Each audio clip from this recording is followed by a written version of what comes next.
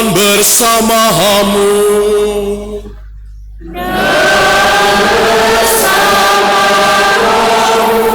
Inilah Injil Yesus Kristus menurut Matius.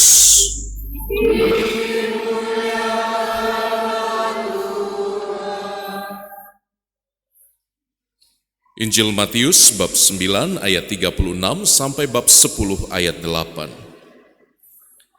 Sekali peristiwa ketika Yesus melihat orang banyak yang mengikutinya, tergeraklah hatinya oleh belas kasihan kepada mereka, karena mereka lelah dan terlantar seperti domba yang tidak mempunyai gembala. Lalu kata Yesus kepada para murid-Nya, "Tuaian memang banyak, tetapi pekerjanya sedikit. Karena itu mintalah kepada Tuan yang empunya tuaian, supaya ia mengirimkan pekerja-pekerja untuk tuaian itu." Yesus memanggil ke-12 murid-Nya dan memberi kuasa kepada mereka untuk mengusir roh-roh jahat dan untuk menyembuhkan orang-orang dari segala penyakit dan kelemahan. Inilah nama ke-12 rasul itu. Pertama Simon yang disebut Petrus, dan Andreas saudaranya, Yohanes, Yakobus anak Zebedeus dan saudaranya, Filipus dan Bartolomeus, Thomas dan Matius pemungut cukai, Yakobus anak Alfeus dan Tadeus, Simon orang Zelot, dan Yudas Iskariot yang mengkhianati Yesus. Yesus mengutus ke-12 murid itu dan berpesan kepada mereka, "Janganlah kamu menyimpang ke jalan bangsa lain atau masuk ke dalam kota orang Samaria, melainkan pergilah kepada domba-domba yang hilang dari umat Israel. Pergilah dan wartakanlah, kerajaan Allah sudah dekat. Sembuhkanlah orang sakit, bangkitkanlah orang mati, sembuhkanlah orang kusta, usirlah setan-setan. Kamu telah memperolehnya dengan cuma-cuma, karena itu berikanlah pula dengan cuma-cuma." Demikianlah Injil Tuhan.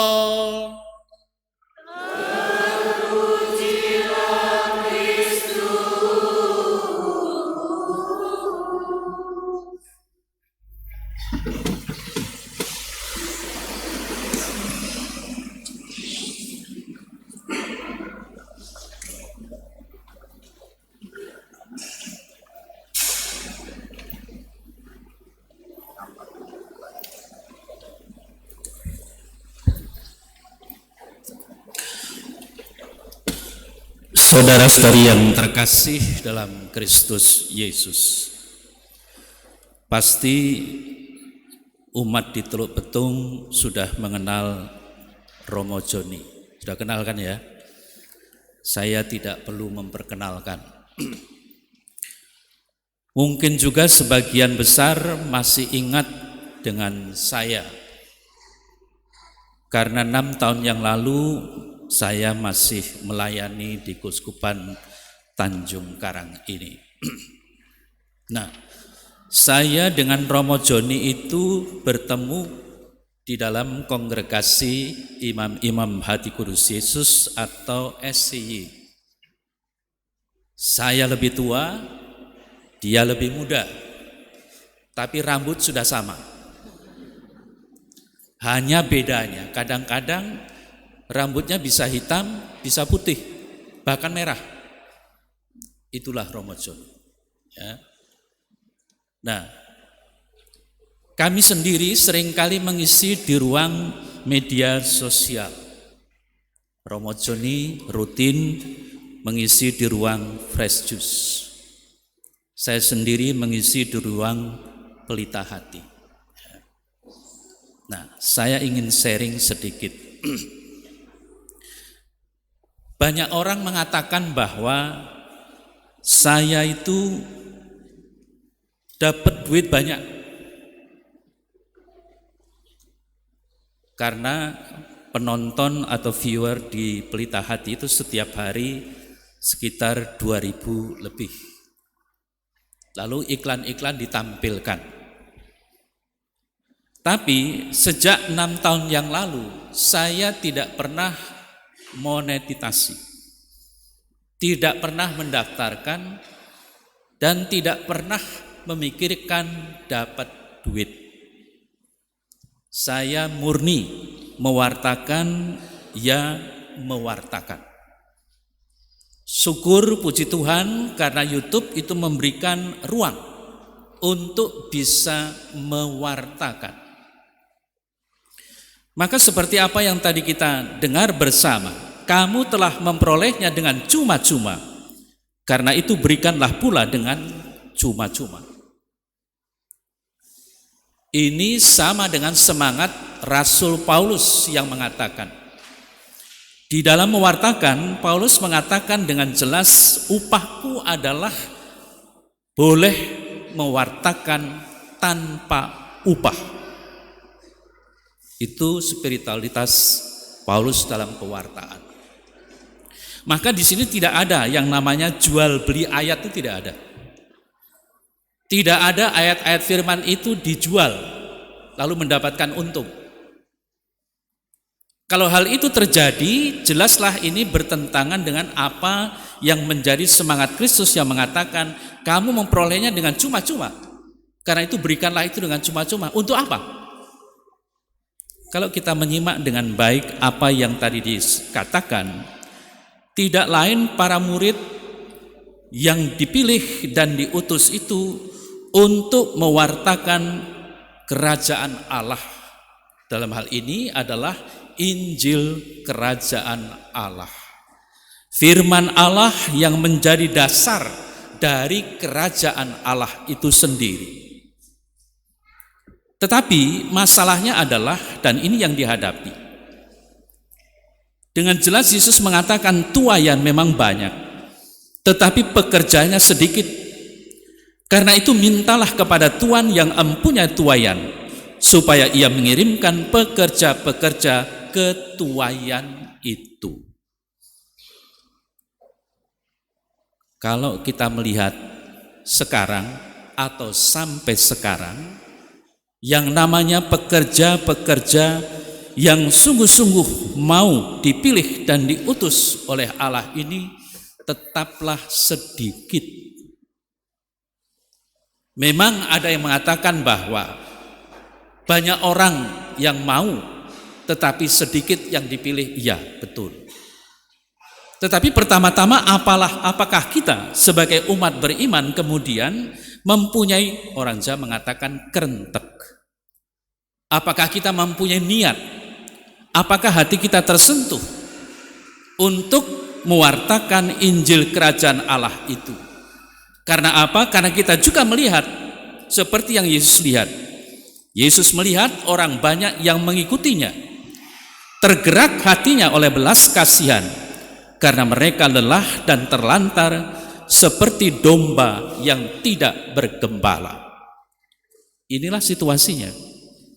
Sampai sekarang pun itu terjadi. Coba Bapak Ibu bayangkan, kalau setiap hari Natal atau hari Paskah ada baptisan di paroki-paroki sekitar puluhan bahkan ratusan.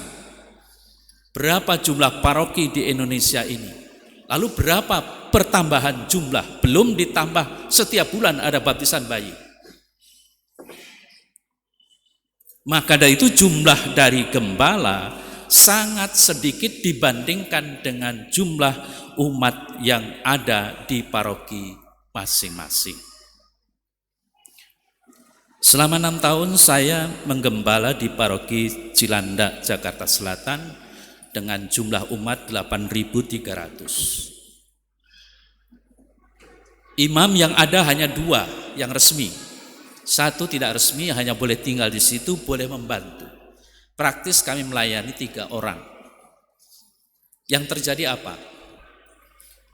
Karena paroki kami itu disekitari oleh 5 rumah sakit besar, hampir setiap hari ditelepon untuk pengurapan orang sakit di rumah sakit. Belum nanti ditambah dengan di rumah-rumah umat. Ya. Ini untuk pelayanan itu. Kemudian misa itu ada 8 kali, 7 kali. Belum nanti ditambah hari Sabtu itu kadang-kadang permohonan misa untuk umat, entah itu di aula paroki maupun di lingkungan-lingkungan. Boleh dikatakan bahwa bisa jadi kami merasakan kewalahan, iya. Karena jumlah umat tidak sebanding. Jumlah permohonan itu sungguh-sungguh banyak. Nah, maka dari itu pas sekali kalau kita sekarang mendengar bahwa kita diharapkan supaya kita minta kepada Tuhan yang empunya tuayan supaya Ia mengirimkan pekerja-pekerja ke tuayan itu. Kita semua, bukan hanya Romo yang berdoa, tetapi kita semua sebagai gereja untuk selalu memohon panggilan, memohon supaya banyak dikirim pekerja-pekerja sehingga domba-domba kita semua benar-benar bisa terlayani. Kemudian saudara-saudara yang terkasih, tadi kita mendengar Yesus yang mengutus ke-12 muridnya dengan pesan, janganlah kamu menyimpang ke jalan bangsa lain atau masuk ke dalam kota orang Samaria, melainkan pergilah kepada domba-domba yang hilang dari umat Israel. Dengan pewartaan kerajaan sorga sudah dekat. Apa yang dimaksudkan? Saudara-saudari yang terkasih, Yesus tidak hanya menyuruh para muridnya hanya untuk orang-orang Israel. Ini terjadi disebutkan demikian karena merekalah yang pertama-tama dipilih oleh Allah menjadi bangsa pilihannya. Tetapi kita juga sadar bahwa bangsa pilihan itu bukan jaminan. Allah bisa membuat semua bangsa itu menjadi bangsa pilihannya. Atau dengan kata lain, semua bangsa itu sungguh akan menjadi umatnya. Maka seperti apa yang dikatakan oleh Yesus sebagai pesan agung ketika Dia mau mangkat ke sorga atau naik ke sorga, jelas, pergilah, wartakanlah kepada segala bangsa. Baptislah mereka, menjadikan semua bangsa itu murid-muridnya. Itu jelas. Dan itu tugas yang sekarang diemban oleh gereja, baik para romo, para suster, umat yang terkasih, semuanya mengemban tugas yang sama. Sehingga saudara terkasih, sekarang kenyataannya kita harus mewartakan kerajaan surga sudah dekat. Kerajaan yang bagaimana? Kita belum pernah mungkin melihat kerajaan itu. Tetapi apakah kita juga mengerti apa yang dimaksudkan dengan kerajaan Allah itu sendiri? Saudara saya terkasih, pertama-tama kita harus sadar, Yesus datang ke dunia untuk mendirikan kerajaan Allah di dunia ini. Di surga sudah ada, nggak perlu dibangun. Tetapi di dunia ini, tadi saya katakan, dasarnya apa? Atau dimulai dengan apa? Mewartakan firman, mewartakan Injil kerajaan surga. Kalau semuanya itu menjadi tugas kita sebagai orang-orang yang sudah dibaptis khususnya, maka harapan kita tidak lain adalah memang kerajaan surga itu berdiri. Lalu kita sebagai orang Katolik, apa yang dapat kita rasakan dalam kerajaan surga itu sendiri?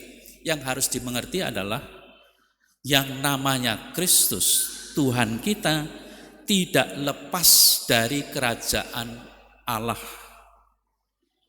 Ada Kristus, ya ada kerajaan Allah. Kalau kita bersatu dengan Tuhan Yesus, berarti kita juga ada di dalam kerajaan Allah. Lalu praktis, kalau sekarang ini kita merayakan Ekaristi, dan nanti kita akan menerima Ekaristi itu, kita sadar, Ekaristi itu tidak lain adalah Tuhan Yesus sendiri. Kita bersatu dengan Kristus berarti kita juga berada dalam kerajaan Allah itu. Nah, lalu bayangan kita, apakah kita pantas masuk dalam kerajaan Allah? Kalau ini yang menjadi pertanyaan, ini harus menjadi pertanyaan kritis bagi kita semua. Saya menyambut Ekaristi itu pantas atau tidak? Mengapa saya bertanyakan demikian? Karena gereja Katolik mengajarkan setiap orang yang menerima Ekaristi akan memperoleh pengudusan dari roh itu sendiri. Atau dikatakan lebih umum, setiap kali kita menerima sakramen, roh itu dicurahkan ke dalam hati kita, roh itu juga menguduskan.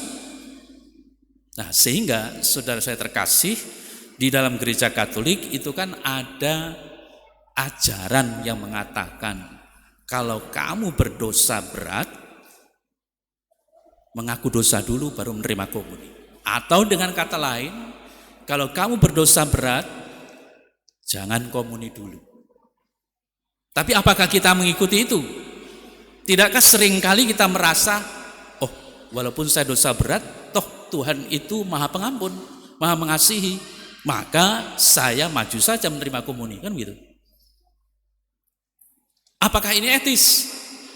Saudara saya terkasih, kalau gereja mengajarkan supaya kita kudus dulu atau pantas dulu untuk menerima Ekaristi, maka dalam kehidupan kita pertama-tama harus sungguh-sungguh menyesuaikan diri dengan apa yang dikehendaki Tuhan. Sehingga apa yang kita lakukan, apa yang kita perbuat, sungguh berkenan di hati Allah.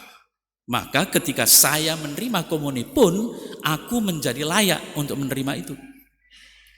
Bukan pertama-tama, aku orang berdosa, maka saya menerima komuni, lantas otomatis menjadi kudus.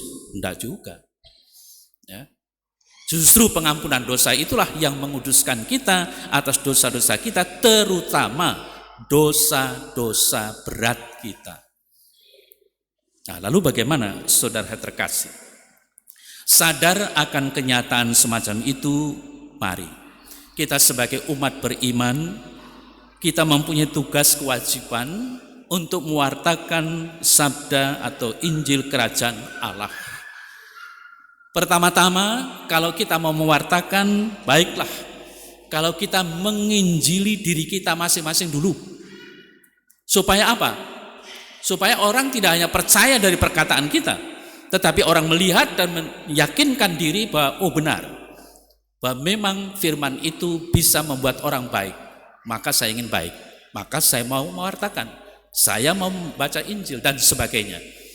Kemudian dampaknya untuk memperkuat, untuk melandasi itu semua, saya atau kita mau menerima Ekaristi, karena dalam Ekaristi kita bersatu dengan Tuhan Yesus di dalam kerajaannya di dunia ini. Semoga saudara terkasih, dengan perayaan Ekaristi dan Ekaristi yang akan kita sambut benar-benar membantu, benar-benar menolong kita dan mendorong kita untuk melakukan apa yang dikehendaki Tuhan, sehingga apa yang dikatakan oleh Yesus, pergilah dan wartakanlah, kerajaan surga sudah dekat, menjadi suatu kenyataan bagi kita. Semakin lama kita beriman dengan sungguh, maka kita semakin merasakan bahwa kerajaan Allah itu sungguh-sungguh ada dan kita alami di dalam dunia ini, dalam kesatuannya dengan Tuhan Yesus. Amin.